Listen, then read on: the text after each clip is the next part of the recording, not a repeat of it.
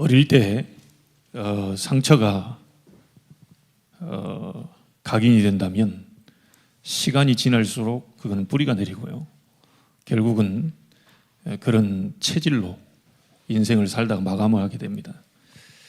여러분도 아마 지난 젊은 날을 이렇게 돌아보면 내게 감사가 있었는지 상처가 있었는지를 아마 점검해 보면 무슨 말인지를 잘 알게 될 겁니다. 어릴 때 감사로 채워진 아이는 성장을 했어도 그 입에서 계속 감사가 나오겠죠. 근데 어릴 때 상처가 많은 사람은 사람을 잘 믿지 못하고 또 오해를 많이 하고요, 착각을 많이 합니다. 왜냐하면 그게 뿌리 내리고 체질이 돼가지고 이 인생을 자기 마음대로 이제 할 수 없는 거죠. 한 청년이 자기 동생이 성폭행 당한 것을 보게 됩니다. 이복형이 자기 여동생을 성폭행하는 그 부분 보고 또 뒤에 책임지지 않는 모습을 보고는 이 이복 동생을 죽여요. 죽이고 난 다음에 멀리 도망가 있다가 몇 년 만에 다시 돌아오게 되죠.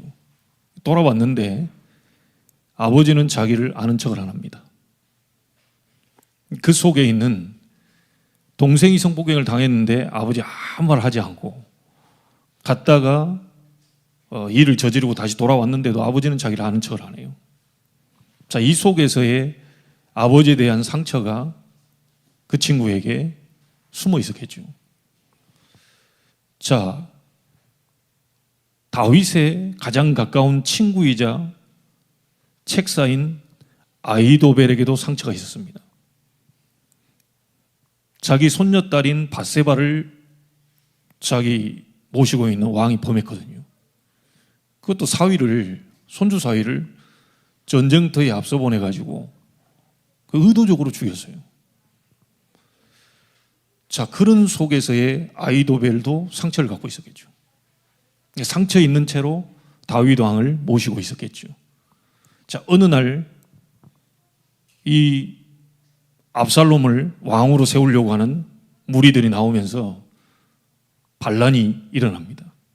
그때 아히도벨도 같이 합세를 해요. 상처와 상처가 맞붙어서 결국 반란이 일어나게 되고 다윗은 신발을 제대로 신지 못할 정도로 급히 도망가는 그런 상황이 되죠. 자, 그 상황 속에서 생명의 위협을 가장 친했던 친구들 그리고 믿었던 가족 이들을 통해서 배신당하게 되고 결국은 다윗은 왕궁을 떠나게 되면서 생명의 위협을 받는 그 상황 속에서 지금 다윗이 오늘 하나님께 기도하는 장면입니다.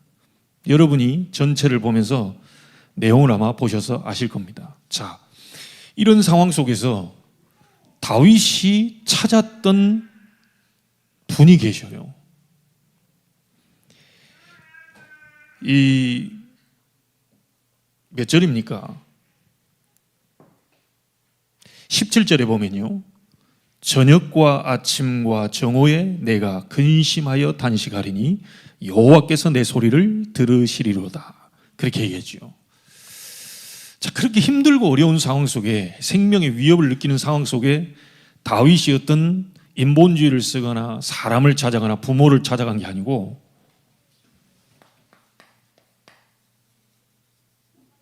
하나님을 찾아갑니다. 오늘 어린이 주일인데요, 우리 렘넌트 주일인데 우리 후대가 정말로 인생의 다윗과 같이 이런 엄청난 어려움과 위기 상황에 맞닥뜨리고 또 생명의 위협을 느낄 상황까지 만약에 직면했다면 우리 아이들이 가장 먼저 찾아가야 될 곳이 어디겠습니까? 하나님 앞으로 갈 수 있도록 만들어줘야 돼요.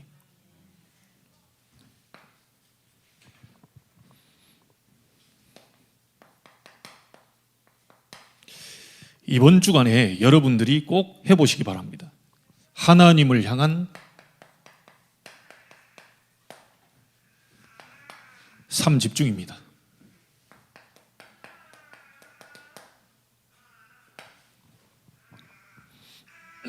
다윗이 분명히 얘기했거든요. 저녁과 아침과 정오에 내가 하나님께 나간다. 내 힘든 어려운 부분들을 하나님 앞에 내가 내려놓을 때 반드시 여호와께서 내 소리를 들으실 것이다. 하나님을 향해 밤, 아침, 낮, 삶 집중 속으로 다윗이 들어간 겁니다.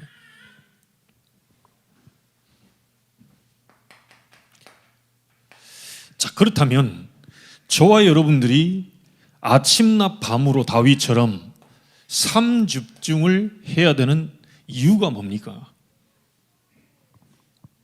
아침, 낮, 밤으로 이 하나님은 성삼위 하나님이시잖아요. 이 성삼위로 역사하시는데 이 하나님은 어떻게 지금 역사하고 계시냐면 말씀을 성취하고 계십니다. 그래서 저와 여러분이 말씀을 잡는 겁니다. 이 하나님은 구원 역사를 이루고 계시거든요. 자, 이 사실을 믿었기 때문에 다윗은 하나님께 구원을 지금 호소하고 있는 겁니다.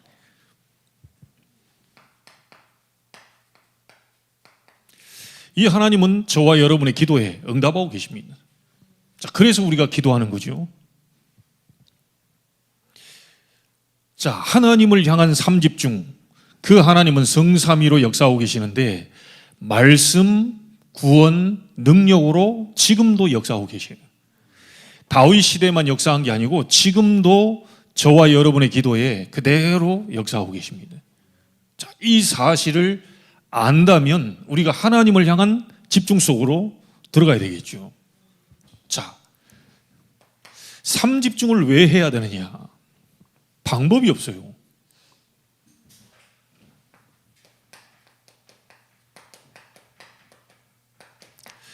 여러분의 영적 상태를 바꿀 유일한 방법입니다. 다른 방법이 없습니다. 말씀 성취, 구원 역사, 기도 응답하시는 성삼위 하나님이 계시는 보좌를 향한 삶 집중을 할 때 나의 영적 상태가 바뀌게 되어 있습니다. 다른 방법이 없다니까요. 여러분의 영적 상태를 바꾸는 방법이 내 영적이 완전히 다운되어 있는 그 황폐한 상태를 바꿀 수 있는 방법은 삶 집중밖에 없어요. 자, 그러면 영적 상태가 바뀌었다는 것을 어떻게 알 수 있습니까?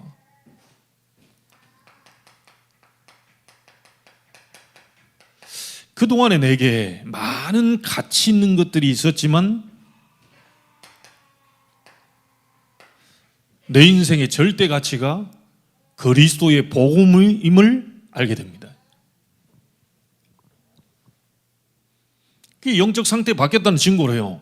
그 입에서 계속 나오는 말들이 뭐냐면 복음이에요. 이 사람 입에서 나오는 말이 자꾸 그리스도의 복음의 말씀만 자꾸 나오게 돼요. 여러분 한번 보세요. 가치 있는 것이 입에서 나온다니까요. 여러분이 굉장히 중요하다고 생각하는 것이 입에서 나와요. 그 내가 소중하다고 생각하는 것이 입에서 나옵니다. 반드시 나오게 되어 있습니다. 영적 상태가 바뀌면서 가장 먼저 바뀌는 게 여러분의 입술의 고백에서 오직 그리스도. 이게 계속 나오게 되어 있어요. 자, 영적 상태 바뀌었다는 게 어떻게 알 수 있습니까? 자, 오직 복음이 내 인생의 절대 가치가 되니까 절대 순위죠. 우선 순위가 바뀌어요. 그동안에는 나 중심, 그동안은 내 가정 중심, 내 어떤 직장 중심, 아니면 이 막 형제들 이런 많은 부분들이 우선이었는데 교회로 딱 바뀌게 됩니다. 그래서 여러분 교회를 와야 된다. 교회를 오세요.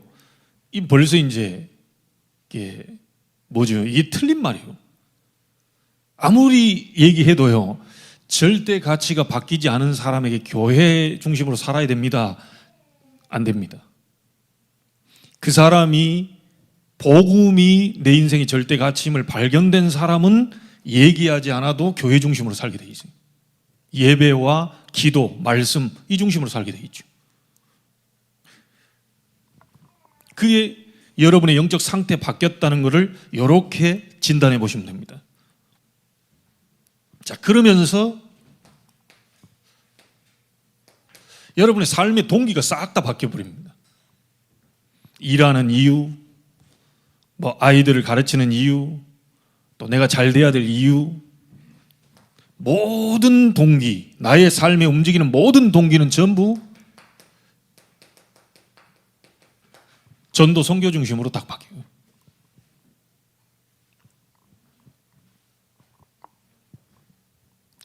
그래서 여러분들이요, 나의 영적 상태가 이 중심으로 돼 있느냐 아니냐에 따라서 나의 영적 상태는 지금 어느 위치에 와 있는지를 여러분이 딱 점검할 수가 있어요.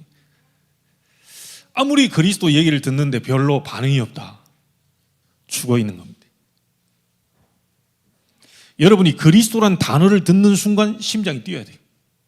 뭔가 그리스도 얘기 듣는 순간 뭔가가 내 영혼이 살아나는 것을 여러분이 느껴야 됩니다. 그게 여러분들의 영적 상태예요. 막 이렇게 돈 얘기하는데 막 눈이 바짝바짝 하고요, 갑자기 그리스도 얘기하는데 막 졸립고 있다. 여러분 영적 상태예요. 뭐 우리 여자분들 명품 얘기할 때 막 그 나오는 레이저 있잖아요. 복음 얘기할 때는 완전히 시들시들. 영적 상태가 어디에 있느냐에 따라서 그 사람의 보는 눈이 다 달라요. 돈을 봐도 전도 선교, 그렇죠? 좋은 걸 봐도 전도 선교. 모든 것들이 전부 다 이 눈이 바뀌어 버리기 때문에요, 내가 사람을 만나도 전도 선교. 이 우리의 영적 상태를 바꿀 방법이 3집 중에 하나님을 향해서 말씀, 살아있는 말씀으로 내게 역사해 주옵소서. 하나님의 우리에게 보내신 그리스도로 말미암아 구원의 역사를 내게 보여주옵소서. 나의 기도에 응답하사 능력으로 역사하시는 성령 하나님의 그 능력, 나의 모든 한계를 뛰어넘도록 만드시는 모든 무능과 무기력을 완전히 무너뜨리시는 그 능력을 보게 하옵소서. 그래서 여러분에게 누가 힘을 빼는 누구의 말을 듣고 힘이 빠지는 게 아닙니다. 영적 상태가 그래요. 그냥 영적 상태가 이래 돼 있다가 이제 예를 들어서 전사님이 제게 뭐 안 좋은 소리를 한단 말이에요. 그 안 좋은 소리 때문에 영적 상태가 무너졌다고 착각을 합니다. 무너져 있다가 그 얘기를 들으니까 이제 더 무너져 버려요. 그래서 우리는 누구를 핑계를 대지요? 이렇게 가까이 있는 사람의 핑계를 대고 자기 영적 상태는 안 보고요, 내가 그럴 수밖에 없는 나의 영적 상태였구나는 사실 안 보고 자꾸 저 사람 때문에 내가 신앙을 생활을 못하겠다, 저 사람 때문에 기도가 안 나와, 저 사람 때문에 내가 전도하기 싫어, 자꾸 이렇게 얘기를 합니다. 그게 이제 사단에게 속는 거죠. 나의 영적 상태 때문에 보는 눈이 달라지기 때문에요, 모든 게 다 안 된다니까요. 솔직히 여러분들이 상태가 딱 바뀌잖아요, 다 세상이요, 다 좋게 보입니다. 저는 오늘 아들을 데리고 이제 9시까지 데려다 주고 저는 밑에서 이제 1시간 동안 집중하고 이게 올라오잖아요. 그 시간이 제일 좋아요, 사실은. 봉고차에 혼자 앉아가지고 집중합니다. 집중합니다. 오다가 탁 이렇게 보니까 언제 그랬냐는 듯이 길가에 이게 나무들 서 있는데 막 파릇파릇한 기운과 이 바닥에는 꽃들이 탁 피어 있는 거 보고요, 야, 우리 성도님들이 저렇게 피어나게 하옵소서. 완전히 막 이게 겨울에 보면 앙상하잖아요. 막 다 죽어 있는 것 같이 보이는 그 사람들이 말씀을 들으면서 완전히 막 이게 생명력 있게 피어나게 하옵소서. 그래 기도가 나오더라니까요. 오늘 여러분들의 영적인 상태가 그렇게 되기를 바랍니다. 시냇가에 심은 나무가 시절을 따라 열매를 맺는 것처럼 그렇게 되기를 바랍니다. 봄이 돼도 꽃도 못 피고, 여름이 돼도 앙상하게 그대로 남아있고, 가을이 돼도 열매는커녕 겨울이 됐는데 더 그냥 말라 비틀어지고, 1년 내내 같은 모습이 아니고 시냇가에 심은 나무가 시절을 쫓아 과실을 맺는 것처럼 우리의 영적 상태, 이거에 따라서 보는 눈이 달라지고 말하는 게 달라지고 행동하는 게 전부 다 달라질 수밖에 없어요. 자, 왜 삼집중을 해야 됩니까?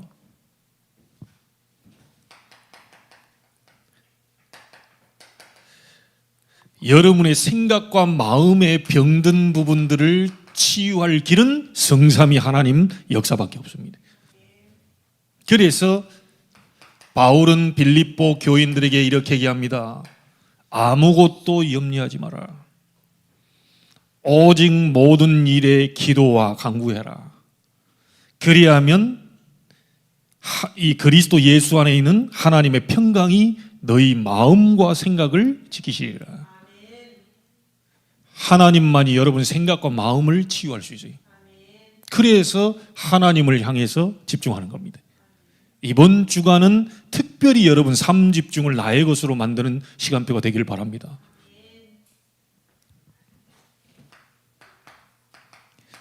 혹시 병든 자 있다면 이때부터 육신의 치유도 일어나게 됩니다. 자, 육신 치유라고 하니까요, 막 암도 다 떠나가 버리고 막 피곤도 다 날아가 버리고 막 그런 부분도 되지만 그게 있어도 상관없을 정도의 상태가 딱 되고. 여러분, 우리가 예수 믿는다고 병 안 걸립니까? 예수 믿는다고 뭐 감기암 걸립니까? 감기가 와도 상관없는 상태. 이게 됩니까? 내 속에 뭔가 병이 있어도 그걸 통해서 하나님 앞에 내 은혜가 네게 족하다라고 하는 정확한 하나님의 응답을 받았기 때문에요, 상관이 없어지.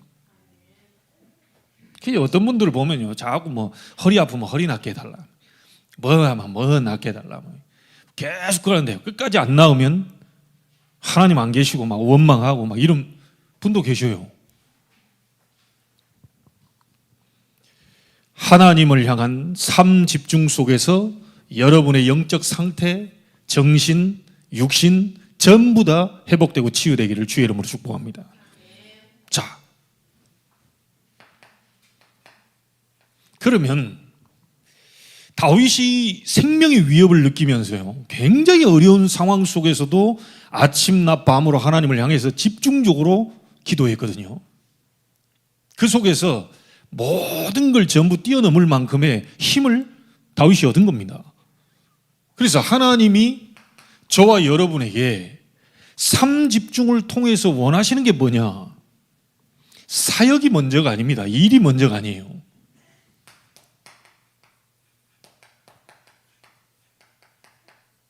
나부터 살려라. 하나님이 원하시는 건 세계복음화가 먼저가 아니라니까요. 너부터 살려라. 막 가정과 가문 살리겠다고 막 하는데 자기 영적 상태는 전혀 행복하지 않고 힘이 없는데 가문 복음화를 막 하겠다고, 그거 먼저 아닙니다. 여러분 복음화부터 먼저 해야 돼요. 여러분이 먼저 힘을 얻어야 된다니까요. 자, 그래서 보세요. 렘넌트 7명이 다른 일부터 먼저 한 게 아니고요, 창세기 37장 1절로 11절 가정 문제가 전혀 상관없을 정도로 복음의 언약 붙잡고 집중 속으로 들어간 겁니다.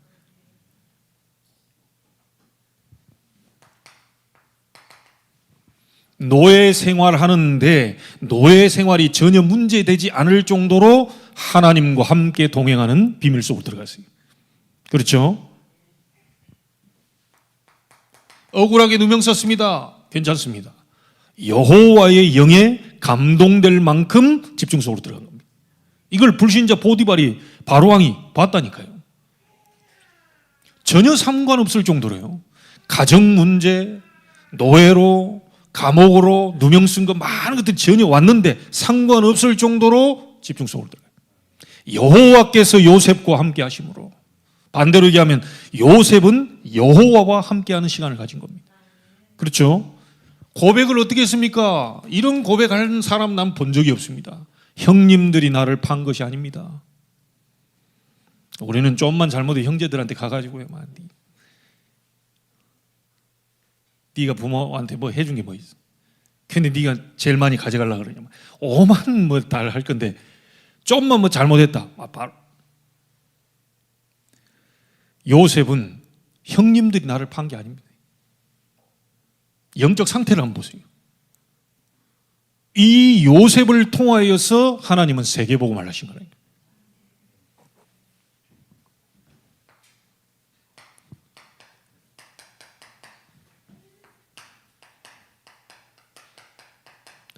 여러분, 모세가 미디안 40년 동안 했던 게 뭐겠습니까? 나를 살리는 시간입니다. 사역을 한 게 아닙니다. 나를 살리는 시간. 얼마나 나를 살렸던지 하나님이 인생의 근본 문제와 해답, 창세기부터 신명기까지 정확하게 기록할 수 있도록 하나님 은혜를 베풀어 버리세요.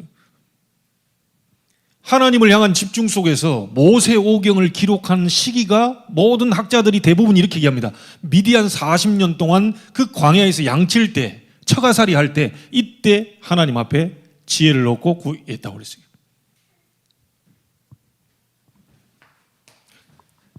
자, 이러고 있는데 어느 날 호렙산에서 하나님이 모세야 하고 부르지요. 그때부터 이제 미션이 시작되는 겁니다. 40년 동안 뭐 했겠어요? 하나님을 향한 집중입니다. 그걸 하나님이 허용하셨고 그걸 기다리신 거예요. 혹시 여러분에게 무슨 일이 안 되고 있다, 나는 자꾸 뭐가 이렇게 잘 안 된다, 기다리시기 바랍니다. 정확하게 하나님은 계획을 갖고 계시고 움직이고 계셔요. 다윗에게 왕 될 거라 했는데요, 왕이 쉽게 잘 안 됩니다. 계속 그 말 듣고 난 뒤부터 자꾸 자기를 죽이려고 하는 사람들이 일어나요. 근데 시간표가 딱 되니까 하나님은 다윗을 왕으로 세웠다니까요.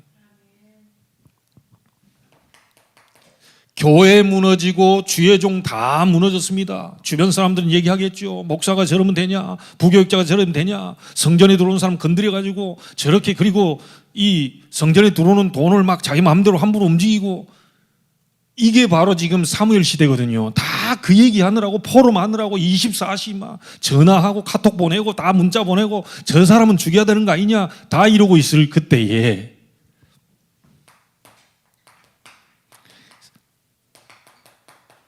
사무엘은 언약궤 옆에서 언약을 잡고 하나님과 함께하는 그 비밀 속에서 하나님의 음성을 듣습니다. 자, 이 사무엘에게 하나님이 주신 응답이 뭡니까? 사무엘의 말이 한마디도 땅에 떨어지지 않는다. 그렇게 많던 전쟁이 그쳐버렸고요. 심지어 미스바로 모여서 전 이스라엘을 회개시키는 역사를 사무엘을 통해서 일으켰습니다. 그것도 유치원생입니다. 유치원생.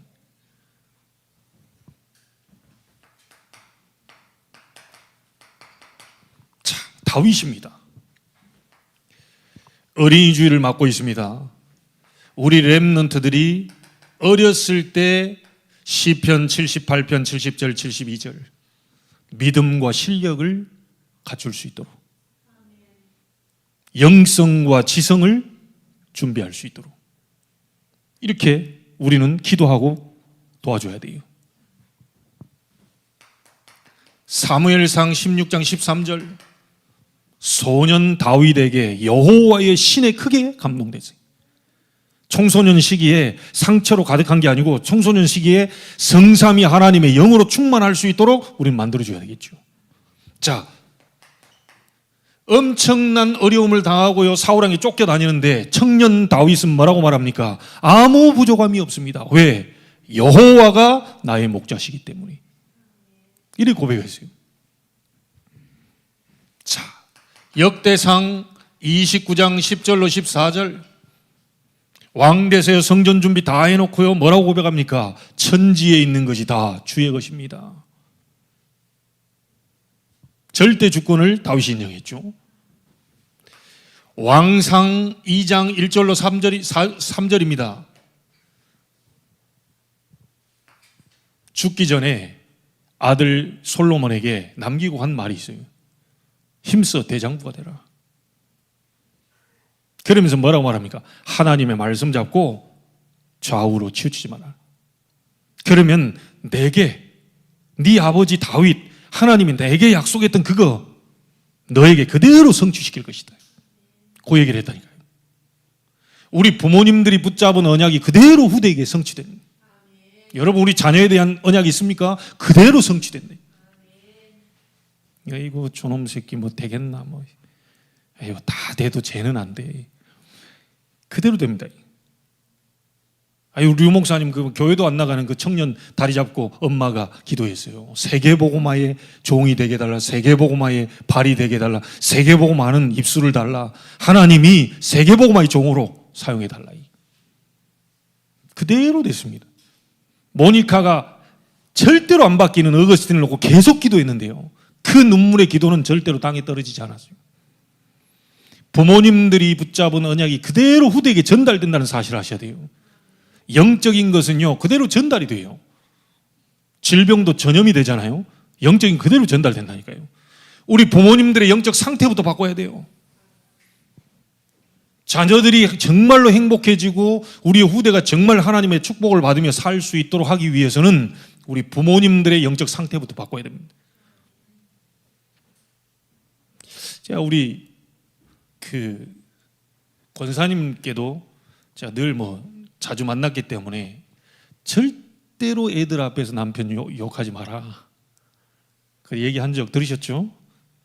그게 잘 안 돼요. 그게 맨날 그 술 처먹고 돌아다니고 그냥 저게 되나 이게. 저도 잘 안 될 것 같아. 근데 진짜로 이게 잘 안 되기 때문에 우리 영적 상태를 이제 바꿔야 되는 건데, 그래 말하고 싶어서 그런 게 아니고 사실은 힘이 없어가지고 말이 막 나간다니까. 이게 영적 상태가 딱 잡혀 있으면 나갈 말도 딱 하나님이 제동을 시켜주는데, 애들 앞에서는 절대로 아버지에 대한 말 함부로 하면 안 됩니다.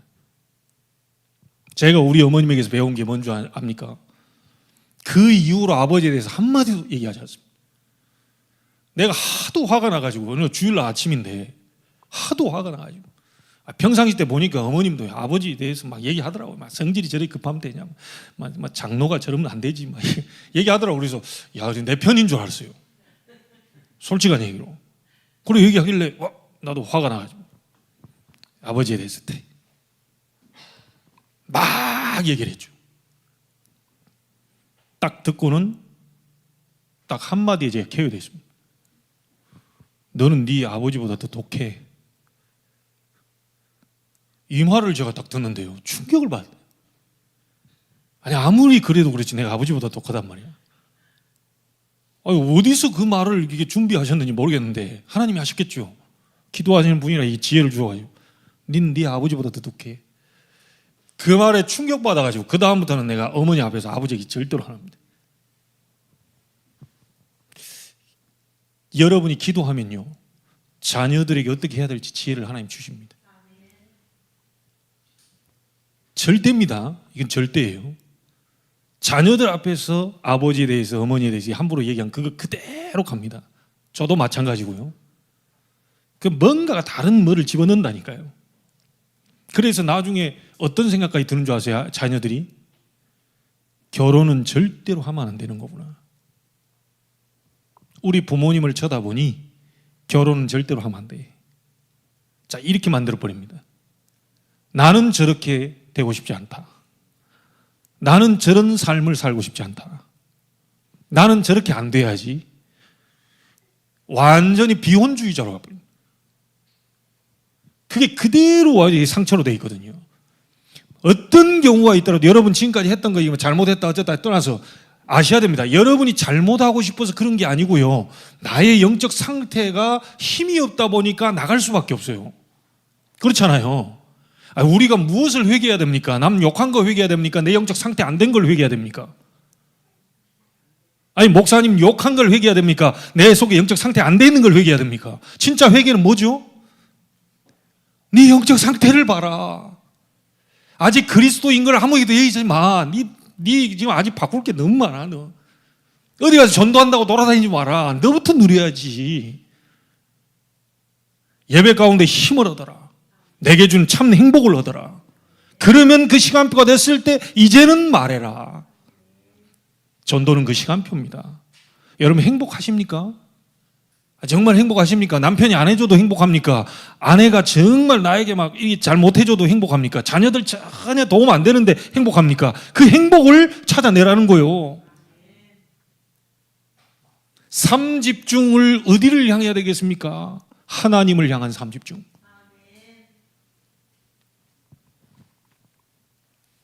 그래서 이 부분부터 바꿔야 된다니까요. 이 부분부터. 예배를 왜 많이 드려야 됩니까? 적게 드려야 됩니까? 이걸 아는 사람은 계속 드릴 수밖에 없죠. 바꿔야 되니까요. 보세요. 이게 지금 우리 렘넌트 7명을 왜 대표로 이게 해놨겠어요? 보라는 거예요, 이게. 요셉 봐라. 그 엄마가 4명인데 자기 엄마 빨리 죽고 그 환경을 봐라. 그거 살 수 있겠냐, 그거. 다른 엄마들이 좀 잘해주면 좋은데 또 못해주지. 형들이라도 좀 위로해주고, 야, 괜찮아. 형들이 있으니까 힘내봐. 이러면 될 건데, 막 형들이 막 팔아먹고 죽이려고 그럽니다, 또. 팔아버려요.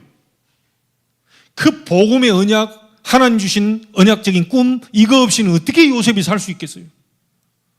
자기에게 누명 씌운 그 여자를 만약에 딱 복수해야 되겠다는 마음 갖고 있었으면요, 총리 되자마자 보디발의 아내부터 불러서 바로 죽여야 돼요. 요셉이 복음 가진 사람이라는 것이 정확하죠. 언약의 여정 속에 있었다는 게 정확하죠. 보디발의 아내를 불러서 죽였다는 얘기가 성경에 없습니다. 아마 요셉이 총리 됐다는 얘기를 듣고 가장 먼저 간담이 녹은 사람이 보디발의 아내입니다. 나중에 형들이요, 야, 우리가 팔아먹어 죽이려고 했던 그 요셉이 총리가 돼 있어. 우리는 다 죽었구나. 요셉은 형들이 판 게 아닙니다. 그 속에 생명을 가지고 있었기 때문에, 그 속에 복음을 가지고 있었기 때문에. 왜 렘넌트 7명을 자꾸 이 강조를 하냐? 보라는 겁니다. 이걸 보면서 우리의 영적 상태를 보라는 거예요. 어디쯤 와 있는지를 상태를 보라는 거죠. 아니, 그렇게 자기를 죽이려고 해서 사울 왕을 죽이지 말라 그랬어요. 자, 그런 사람 봤습니까? 자기를 창을 던지고 막 3번씩이나 피해가지고 막 도망도 아니고요. 그래도 막 잘못했다 내 아들아 울면서 해놓고는 또 귀신 들려놓으니까 또 발작하고 막 군대 데리고 와 죽이려고 하고요. 그때 하나님은 또 블레셋 쳐들어오게 만들어가지고 다 죽게 생겼는데 돌이키도록 만들고요. 또 어디 가서 저쪽에 저쪽으로 망명해가지고 거기 가서는요, 예전에 우리 제 장군을 죽였던 그놈이 왔습니다. 그러니까 미친 짓 하고 침 흘리고 연기까지 해가면서 하나님을 살려가지고 왕이 되게 만들었다 이거예요. 자, 그 정도 힘들고 순환과 어려운 역경을 당했다면 나 같으면 사울 왕 바로 죽입니다. 굴에 들어왔다 바로 죽입니다. 그거. 전 볼 필요도 없어요. 바로 죽여야지. 저 인간 때문에 내 인생이 이렇게 됐는데. 그런데 다윗은 그렇게 얘기 안 했습니다. 하나님이 기름 부어 세운 종 건들지 마라. 나중에 옷자락 잘라가지고 당신 죽일 수 있었는데 안 죽였습니다. 요것까지 다윗이 회개했습니다. 복음 가진 자는 그렇게 됩니다. 영적 상태 바뀌었다는 증거로 그렇게 되죠.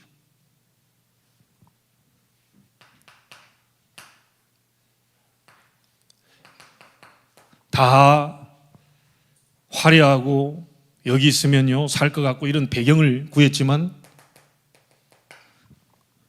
당신에게 있는 영감 내게 갑절이나 더하여 주십시오. 싸우지 않고 승리한 도단성 운동 아시죠? 이사야 선지자에게요 그루터기를 남겨놨다. 처녀가 잉태의 아들 낳는 게 임마누엘이라 하리라. 렘넌트 일어나면 작은 자가 천을 이루고 약한 자는 이 강국을 이룰 것인데 때가 되면 나 여호와 속히 이룰 것이다. 대로를 수축해라. 종일 종려 여호와로 쉬지 못하시게 해라. 이사야 62장 이런 얘기를 먼저 주신 게 아니고 또 먼저 미션이 먼저가 아니고요. 이사야 6장 1절로 12절 그룹들 위에 계신 보좌에 앉으신 그 하나님의 역사를 이사야가 먼저 체험한 겁니다. 개인 살리는 시간이. 여러분 바울 아시죠? 선교 나갈 때 13장 1절로 3절 얼마나 중요했던지요. 자신을 살려내지 못하면 선교 못합니다. 선교 현장이 얼마나 지금 흑암에 잡혀있는 현장인지 그걸 알고 있었기 때문에요. 금식하며 기도하면서 인도받으세요. 자신을 완전히 살려내는 시간입니다. 문이 막혔을 때 들어와서 깊은 기도 속에 자신을 완전히 성령 충만한 상태로 살려내게 되죠. 에베소의 역사 일어나기 전에 제자들과 함께 마가다락방 성령의 역사를 먼저 체험합니다. 나를 살려라. 조금 더 자세하게 나부터 살려라. 자, 그러면 나머지는 간단합니다. 하나님이 말씀을 어디다 주셨냐? 교회에다 주셨습니다. 말씀 성취에 그 말씀을 교회에다 주셨습니다. 구원 역사를 어디를 통해서 하시느냐? 교회를 통해서 하십니다.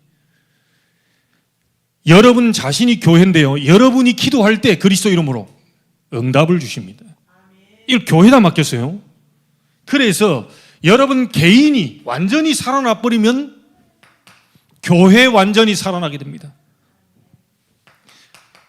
여러분 때문에 우리 교회가 마가다락방 교회 역사 시작되기를 주의 이름으로 축복합니다. 여러분 때문에 다 경제적으로 어려운데요, 빛의 경제를 통하여 완전히 부조를 보낼 정도로 선교의 역사가 일어났던 안디옥 교회의 축복이 일어나게 되기를 바랍니다. 모든 믿는 자의 본이 되었고요, 전 지역으로 소문난 데살로니가 교회, 이 교회 색깔이 얼마나 확실합니까? 믿음의 역사, 사랑의 수고, 소망의 인내, 말로만이 아니고 능력과 성령과 큰 확신으로 된 교회. 개인의 영적 상태가 바뀌어버리니까요, 이 사람들이 모여 기도하니 마가다락방, 안디옥, 데살로니가 교회 역사 일어날 수밖에 없지요. 자, 여러분 때문에 로마서 16장 로마 교회 역사 일어나게 되기를 바랍니다. 전도자의 보호자, 동역자, 식주인, 비밀결사대.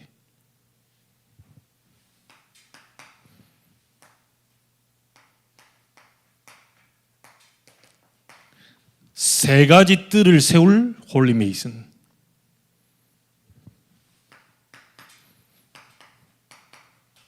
렘넌트 살리는 선교사.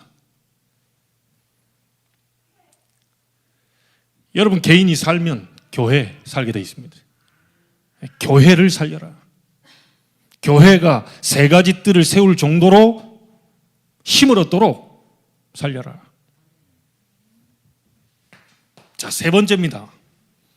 자, 이걸 하기 위해서 여러분의 현장을 하나님은 살리시길 원하는데요, 그게 바로 여러분이 가지고 있는 업입니다.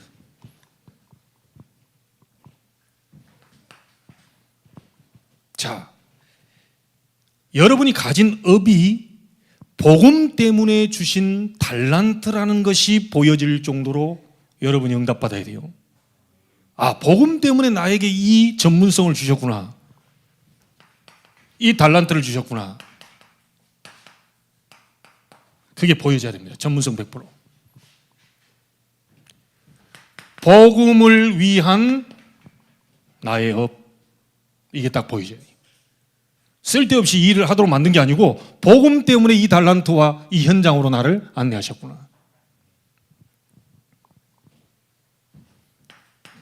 자, 그게요, 여러분의 전문성이, 업이 어느 정도 응답받으면 되냐면 전도 선교가 될 정도로 응답받는 그 비밀 속으로 여러분이 들어가면 됩니다.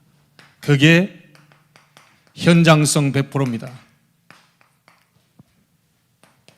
내 업이 전도와 선교가 될 만큼 현장성 100%.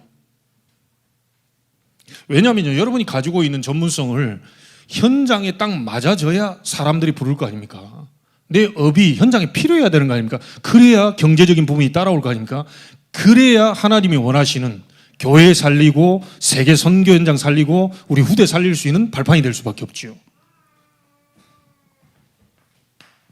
자, 그리고 여러분이 안 가도 될 정도로 우리는 시스템 남겨야 되겠죠.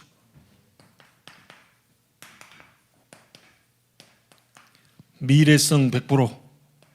다시 말하면 지속할 시스템 제자입니다. 그 일 속에서 함께 할 수 있는 사람을 남기는 거죠. 우리는 찾고 세우는 거죠. 현장에 업을 살려라.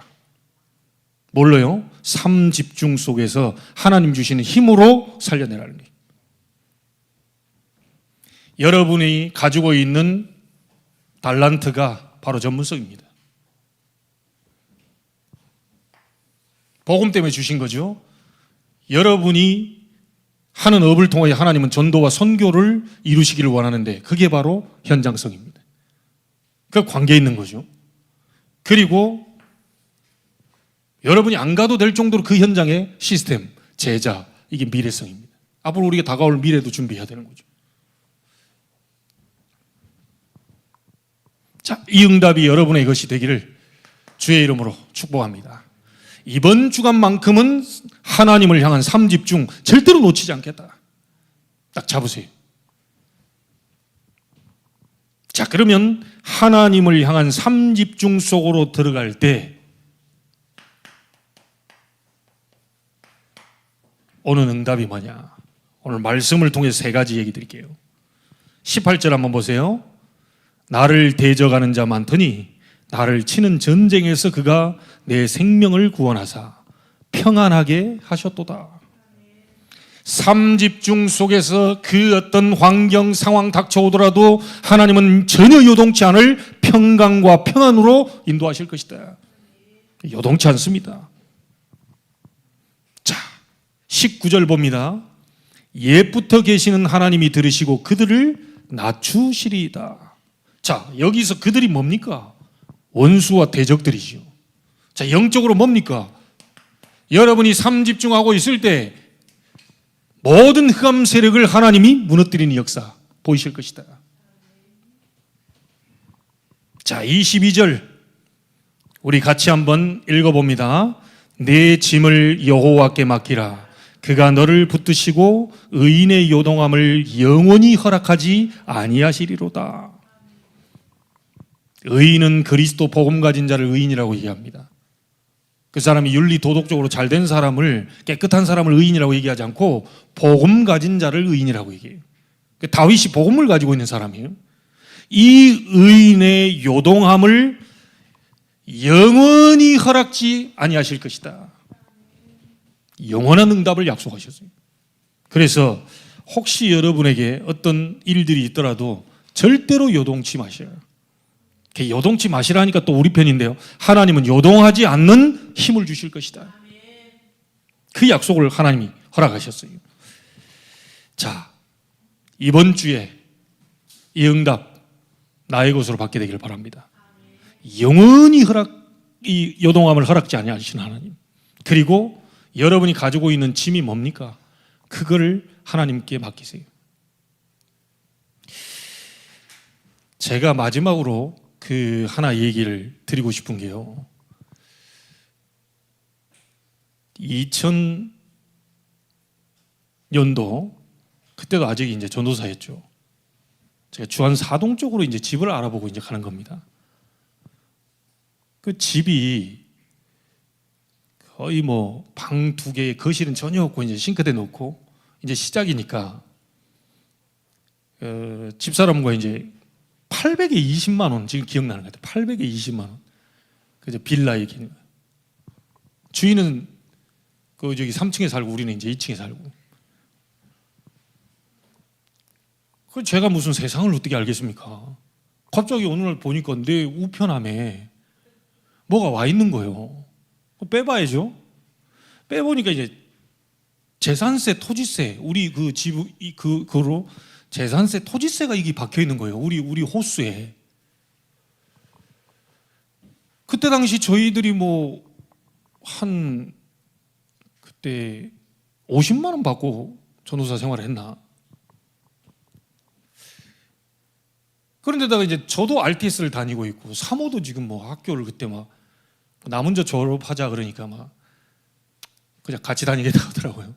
그래서 같이 다니니까 어떻게 됩니까 이거에? 뭐 헌금을 해야지, 돈 없지. 이 사모가 미안하고 이제 뭐 한 게 이제 장모님한테 늘 매일 10,000원씩 뭐 달라 이렇게 가지고 어떨 때는 또 책 사봐야 되니까 30,000원만 달라. 이제 계속 받아서 생활을 해서 이제 학교를 다니는 거예요. 나도 RTS를 다니고. 자, 이런 이제 돈이 너무 없는 상황 속에서 이거 뭐가 재산세, 토지세가 우리 집 앞으로 이게 번뜩 나온 거예요. 여러분은 좀 벌써 눈치챈 분들은 웃을 수 있는데요, 이 전도사가 세상을 모르잖아요. 우리 집으로 딱 재산세, 토지세가 나왔잖아요. 그날에도 돈 없는데 이거 어떻게 하냐. 야, 이거 죽겠더라고요. 이걸 가지고 얼마나 가슴을 막 졸이고요. 막 새벽기도 가서 막 또 기도하는데도 막 도대체 돈은 안 생기고요. 막 더 뭐 걱정이 되고 날짜는 다가오고. 와, 나중에 이게 사람이 노래져 가지고 나중에 시커매진다니까. 경험하신 분들 있습니까? 너무 막 자도돈 이래라도 막 재산세, 토지세 계속 오는데 이게 24돼 버린. 아니, 기도하고 성령 충만 받아야 될 내가 전도사가 계속 돈에 대한 24가 막 계속 오는데, 새벽에 지금 목사가 돼 있습니다. 그분이, 그 손집사님이란 분이 1차 고시를 패스하신 분이에요. 1차 고시를 패스하신 분이라 법을 잘 알죠. 그 나를 딱 보더니 얼굴이 좀 맛이 갔어요. 시커매. 전도사님이 저럴 분이 아닌데 자꾸 뭔가 얼굴이 시커매. 노리끼기 하더니 이제 시커매진단 말이에요. 너무 이제 속이 썩어 들어가는 거죠. 이제 막 이렇게 무슨 일이 있습니까?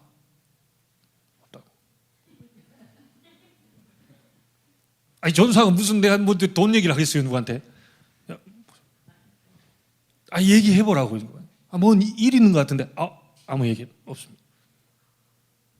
얼마나 이분이 아니라고, 색깔이 바뀌었다고. 전에 그 색깔이 아니라고. 얘기해보라. 그래도 또 제 자존심은 있지 않습니까? 이랬는데 끝까지 얘기하라네. 그건 뭐 하나님이 역사하셨는지 끝까지 얘기하라네. 그래가지고 내가 도저히 안 내가지고 실토를 했다니까요. 여차해가지고 내가 어느 날 가보니까 우편함에, 그 안에도 우리는 둘 다 학교 다니고 돈이 없는데 재산세를 얼마 내라고 나왔는데 나 죽겠습니다 지금. 이거 가지고 내가 지금 그 얼굴이 이래 됐습니다. 어찌 집사님이 그걸 봤습니까? 그러니까 딱 한마디 얘기하더라고요. 주인 어디 살아요? 예? 그때도 못 알아듣는 거예요. 주인 어디 살아요? 왜 물어보세요 주인을? 아니, 그러니까 주인은 어디 사시냐고. 3층에 사는데요. 주인 갖다 주세요. 그 이해가 안 되는 거예요. 그때도 아니, 우리 집으로 왔고 우리 집 호수에 재산세, 토지세가 뭐 있었는데 왜 주인 갖다 주라는? 아니, 그렇게 글쎄 전도사님, 아니, 주인 갖다 주면 알 겁니다. 이해가 안 돼가지고요. 그 갖다 주라는데도 이해가 안 돼가지고 나중에 내가 3층을 올라갔다가 내려왔다가 올라갔다가 내려왔다가 이걸 줘야 되나 말아야 되나 계속 막 이게 손 떨리더라고요. 이게 말은 들었는데 주인 갖다 주라고 하니까 말은 들었는데 이게 이해가 안 돼가지고요. 그래가지고 겨우 용기 내가지고 초인종 누르는데 없었으면 하는 바람이 간절한. 그냥 누르자마자 누구요 하고 나오신 거예요. 놀래가지고 말을 못하겠고 이랬더니 딱 주인이 보더니 이게 왜 거기가 있어요? 이래 된 거예요. 알았어요. 문 닫고 가버리시더라고요. 와, 내가 지금 아직도 안이 벙벙해요. 나는 그것 때문에 누렇게 바뀌고 시커멓게 바뀌고 계속 하는데 거의 죽었습니다. 제가 돈도 몇백만 원 하는 게 아니고 그냥 좀 나온 건데 엄청 제가 시달렸거든요. 그 이후로 내가 확실하게 깨달았다니까요. 네 인생 네 거 아니야. 주인께 갖다 줘. 네 문제 네 거 아니야. 핏값으로 우리를 사셨어요. 하나님 거예요, 여러분이. 그렇죠? 여러분 가진 모든 것 전부 하나님 거예요. 자녀도 하나님 겁니다. 자꾸 내 게 아니에요. 그리 내 거라고 생각하는 그때부터는 저처럼 이제 노래지고 이제 시커매지고 다 하는 겁니다. 이 문제가 내 거라고 생각하니까 저 문제가 저 어떻게 해결할고 주인께 갖다 주세요. 뭔 말인지 아시겠습니까? 확실하게 제가 체험했다니까요. 집안의 문제, 남편 문제, 아내 문제, 자녀 문제, 모든 문제 전부 하나님 겁니다. 왜? 하나님이 나를 핏값으로 사셨잖아요. 구원시켰잖아요. 책임져야 되잖아요.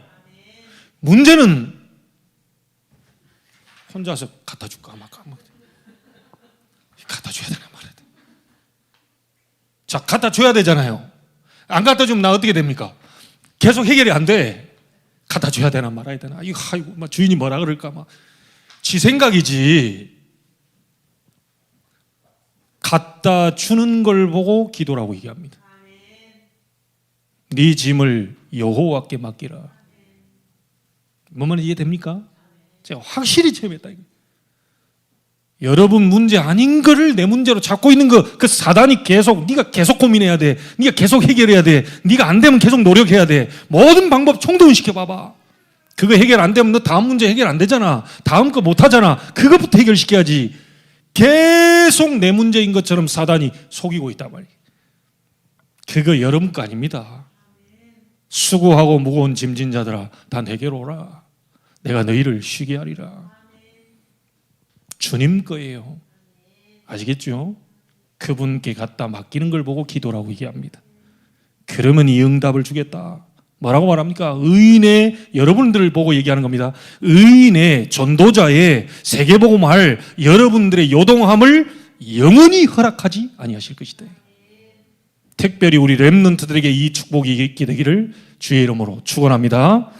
하나님께 감사를 드립니다. 내 문제가 아님을 알게 해 주옵소서. 하나님을 향한 삶 집중 속으로 다윗처럼 들어가게 하시고 그 속에서 우리의 모든 것을 영원히 요동하지 않게 하시는 하나님을 만나게 하옵소서. 이번 주간은 특별히 삶 집중 속에서 보좌의 능력 축복, 성삼위 하나님의 역사, 흑암이 완전히 정복되고 무너지는 그 응답을 보게 하여 주시고 증인으로 서게 하여 주옵소서. 살아계신 주 예수 그리스도 이름으로 기도하옵나이다. 아멘.